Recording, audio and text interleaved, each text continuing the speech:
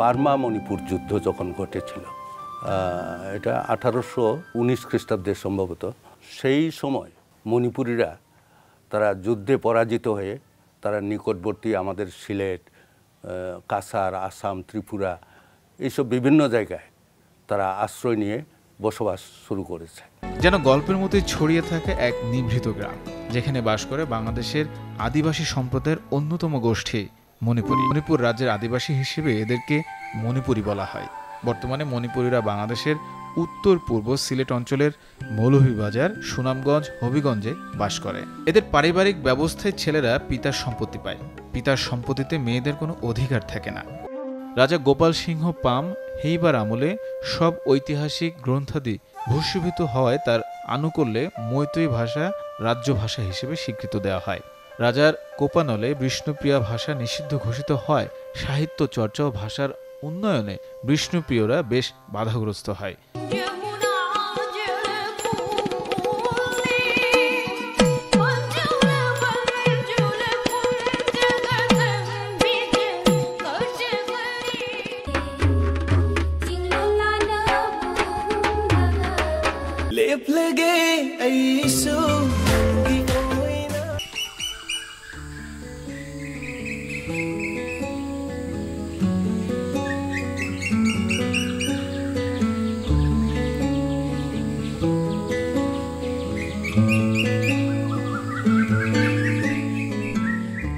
একটি নিভৃত পল্লীর গল্প। পূব আকাশের রক্তিম সূর্যটা আড়মোড়া ভেঙে প্রকৃতির বুকে দৃশ্যমান হচ্ছে।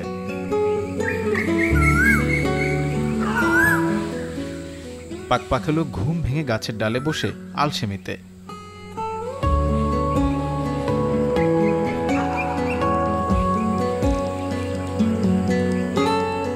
সবুজের মাঝে আলো আধারির ছায় একটা স্নিগ্ধ সকাল।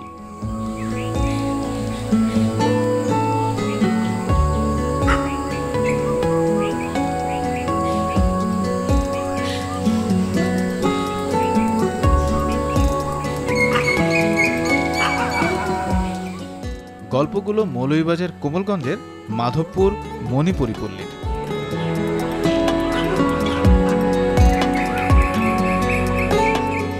যেন গল্পের মতোই ছড়িয়ে থাকে এক নিভৃত গ্রাম, যেখানে বাস করে বাংলাদেশের আদিবাসী সম্প্রদায়ের অন্যতম গোষ্ঠী মণিপুরী।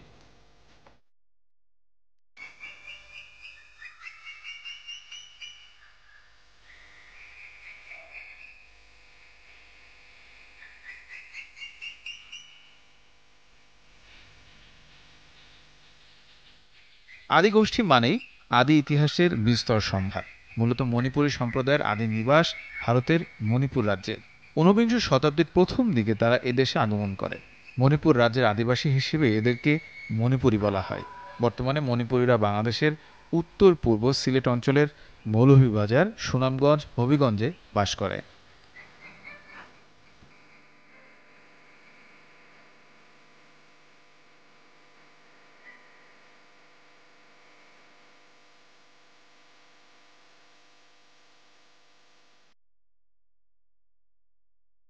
মূলত মণিপুরী সম্প্রদায়ের মধ্যে ভাগ আছে তিন ধরনের: বিষ্ণুপ্রিয়া, মৈতৈ ও পাঙান।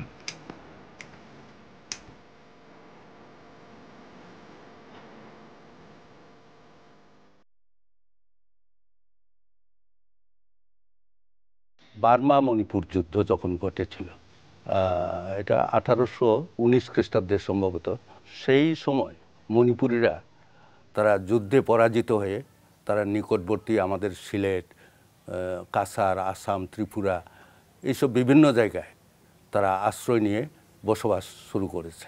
তো সুতরাং আমাদের বাংলাদেশে বসবাস প্রায় 300 বছরের মতো। ময়মনসিংহের দুর্গাপুর, কুমিল্লার কসবা, ঢাকার তেজগাঁও, মণিপুরি পাড়া, এই সমস্ত জায়গায় ছিল। এখন বর্তমানে বৃহত্তর সিলেটের সিলেট প্রপার, মৌলভীবাজার, সুনামগঞ্জ এবং হবিগঞ্জ, এই 4টা জেলায় মণিপুরীরা এখন বসবাস করছে।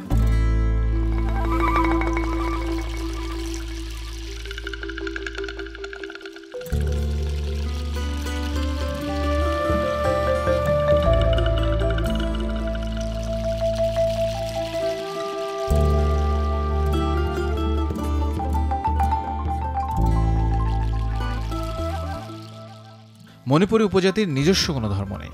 এদের অধিকাংশই হিন্দু ধর্মের বৈষ্ণবীয় মতবাদে বিশ্বাস করে। ধর্মীয় নেতা হিসেবে ব্রাহ্মণ এদের ধর্মীয় অনুষ্ঠানাদি পরিচালনা করে থাকে। বিভিন্ন দেবদেবীর পূজা করে। রাধাকৃষ্ণ, বিষ্ণু, গৌরাঙ্গ এদের প্রধান প্রধান দেবদেবী। তবে পাঙ্গান গোত্রের সবাই মুসলিম।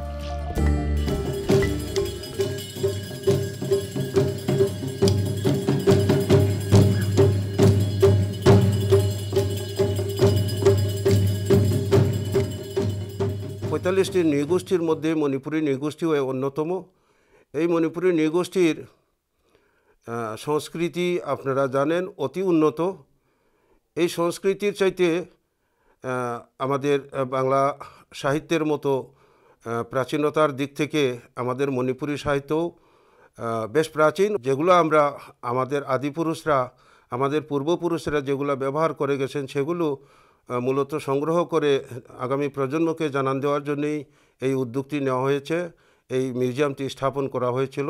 বর্তমানে এই মিউজিয়ামে প্রায় 300 প্রকারের ইনটেঞ্জেবল এবং টেঞ্জেবল বিভিন্ন উপাদানের বস্তু এখানে সংরক্ষিত রয়েছে।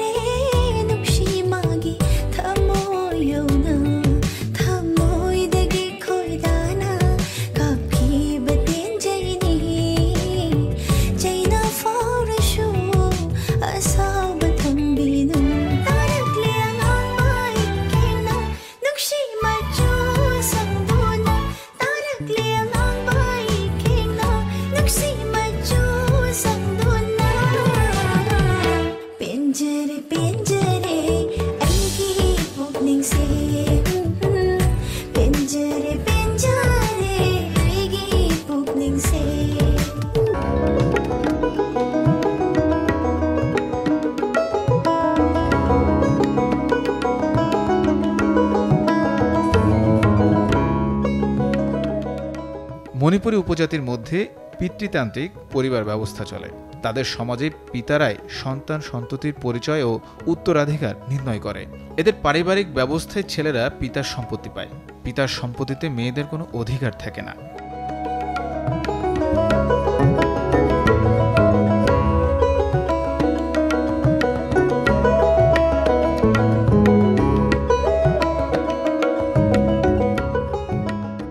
মণিপুরীদের বিয়ের বিষয়টিতেও আছে ভিন্নতা। নেই যৌতুক প্রথার অনুষঙ্গ। নিজের গোত্রের ছেলেমেয়েরা অন্য গোত্রের ছেলেমেয়েদের বিয়ে করতে পারে না। সামাজিক নিয়ম অনুসারে বিয়ের পর স্ত্রী স্বামীর ঘরে চলে যায়। তবে মণিপুরী সমাজে বিবাহ বিচ্ছেদ ও বিধবা বিবাহ প্রথাও প্রচলিত এবং স্বীকৃত, যদিও পাঙ্গান গোত্রেরা মুসলিম প্রথা মেনেই বিয়ে করে। আমাদের সম্প্রদায়ে যে কোনো বিয়ের অনুষ্ঠানে বা যে কোনো একটা ঘরের কোনো অনুষ্ঠানে যদি নিমন্ত্রণ দিতে হয়, এইভাবে আমরা নিমন্ত্রণ করি।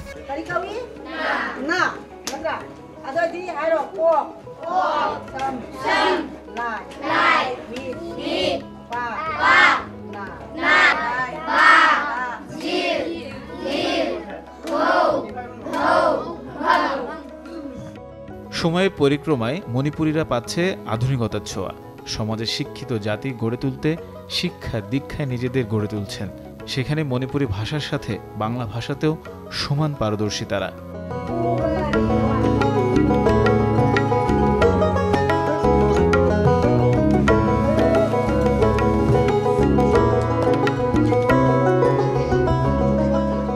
আগে জানতাম না, এখন আমি এটা জানতে পেরেছি। নিজের ভাষা সম্পর্কে জানতে চাওয়া সবারই একটা ইচ্ছা থাকে, আর আমি সেই ভাষা সম্পর্কে জানতে পেরে আমি অনেক বেশি গর্বিত এবং খুশি বোধ করছি।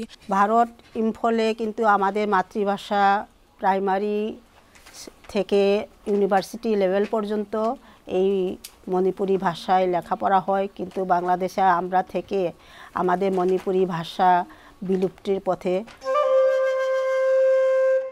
রাজা গোপাল সিংহ পাম হেইবার আমলে সব ঐতিহাসিক গ্রন্থাদি ভূষীভূত হওয়ায় তার আনুকূল্যে মৈতৈ ভাষা রাজ্য ভাষা হিসেবে স্বীকৃত দেওয়া হয়। রাজার কোপানলে বিষ্ণুপ্রিয়া ভাষা নিষিদ্ধ ঘোষিত হয়। সাহিত্য চর্চা ও ভাষার উন্নয়নে বিষ্ণুপ্রিয়রা বেশ বাধাগ্রস্ত হয়। মণিপুরীদের সংস্কৃতি বিকাশের জন্য 1976 সালে মৌলভীবাজারের কোমলগঞ্জের মাধবপুরে মণিপুরী ললিতকলা একাডেমি স্থাপিত হয়। মণিপুরি ভাষা প্রায় ৩৫০০ বছরের বয়ক্রম। এই ভাষার নিজস্ব বর্ণমালা রয়েছে। আগে এটি 18 বর্ণমালা বিশিষ্ট ছিল। এটিকে 27 বর্ণমালা বিশিষ্ট করে তাকে প্রমিত সাধন করা হয়েছে। এই বর্ণমালা, এই ভাষাকে 1992 সালের 20 আগস্টে ভারতের লোকসভা কর্তৃক এটা স্বীকৃত একটি ভাষা। আমার দাবি শুধু নয়, আমাদের মণিপুরী জনগোষ্ঠীর দাবি হলো আমাদের শিশু শিক্ষার্থীরা মাতৃভাষায় লেখাপড়া করলে যেভাবে মনের ভাব প্রকাশ করতে পারে, অন্য ভাষায় এই লেখাপড়ার মাধ্যমে এই মনোভাব প্রকাশ করাটা একটু কষ্ট হয়। মাতৃভাষায় হলে আরও সুন্দর হয়, আরও ভালোভাবে তারা বুঝতে পারবে, বলতে পারবে। মিচি গীতে না পাল্লরে থমইদা করম না খাঙ্গনে হায়ুনে ইতা মিচি। মণিপুরী উপজাতির সাংস্কৃতিক জীবন ঐতিহ্যের অধিকারী। মণিপুরী নৃত্য যে কোনো সংস্কৃত মনা ব্যক্তির হৃদয়ে আনন্দের দোলা দেয়।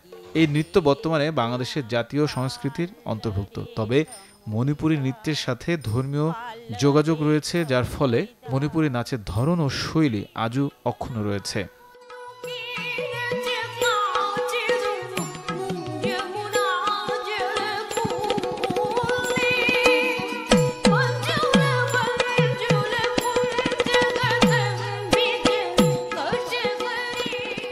তারা বিভিন্ন ধর্মীয় ও সামাজিক অনুষ্ঠানে নৃত্য পরিবেশন করে থাকে। তারা বিশ্বাস করে যে নৃত্যের মাধ্যমে দেবদেবীকে সন্তুষ্ট করা যায়।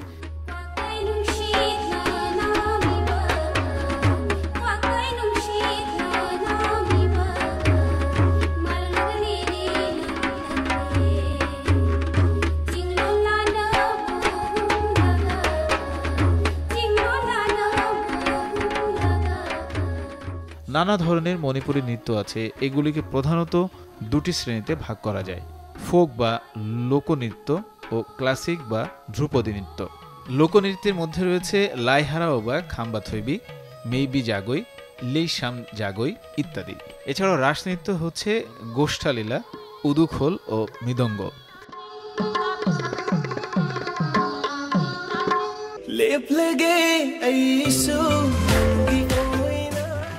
যদিও আধুনিকায়নের সময়ে মণিপুরীরা তাদের সংস্কৃতির বিকাশও ঘটাচ্ছে প্রতি সময়, তবে পূর্বের আচার ভেঙে নয়।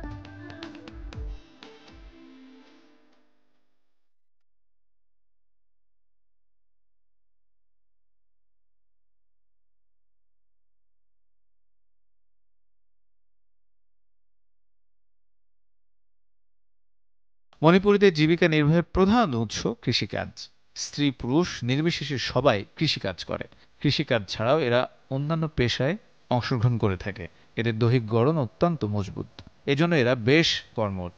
কাপড় বানানো থেকে জীবন ধারণের প্রয়োজনীয় সবকিছুই তারা নিজেরা তৈরি করে। এজন্য বলা হয় এদের জীবন অনেকটা প্রাক ব্রিটিশ ভারতীয় স্বয়ংসম্পূর্ণ গ্রাম সম্প্রদায়ের মতো।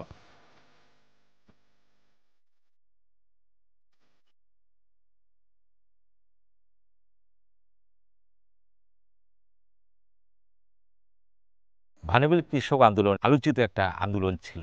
তখন তো প্রজা ছিল, আন্দোলনের যেগুলো প্রজা, গ্রামের সবাই প্রজারা, মানে তাদের যে খাজনা অতিরিক্ত নিয়ে যাচ্ছে, তাদের কি ওর থেকে ওইগুলো না দেওয়ার জন্য সেই রকম কষ্ট করে এরা ক্ষেত চাষাবাদ করতেছে এবং তারা অতিরিক্ত ট্যাক্স বা ইনকাম নিয়ে যাচ্ছে। এই প্রতিবাদে আর কি তারা ওই আন্দোলনটা হয়েছিল। এবং সেই আন্দোলনে ওই জননেতা যে হিজম এরাবত মূল ভূমিকাতে নিয়েছিল এবং তার নেতৃত্বে এই আন্দোলনটা আর জোরালো হয়েছে।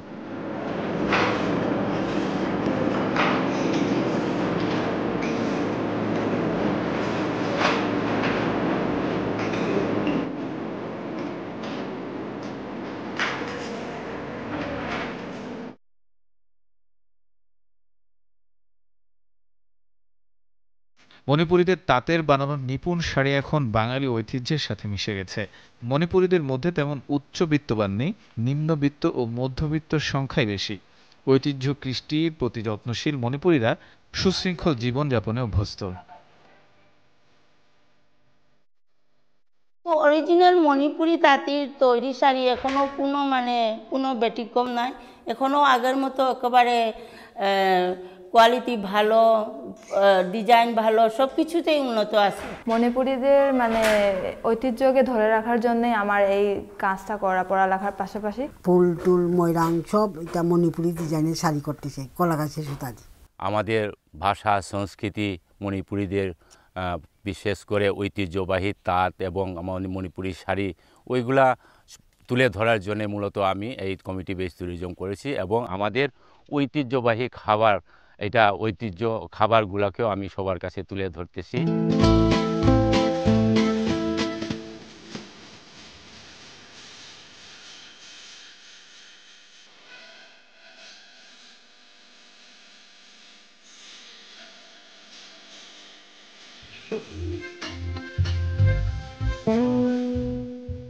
প্রতি মাসে ২-৩ খানা ধর্মীয় বা সামাজিক অনুষ্ঠানে বিনোদনের ব্যবস্থার ফলে যেমন জন্মহার অন্যান্য সমাজের চেয়ে কম, তেমনি সামাজিক অপরাধ সংগঠনের ঘটনাও কম মণিপুরী সম্প্রদায়ের মাঝে।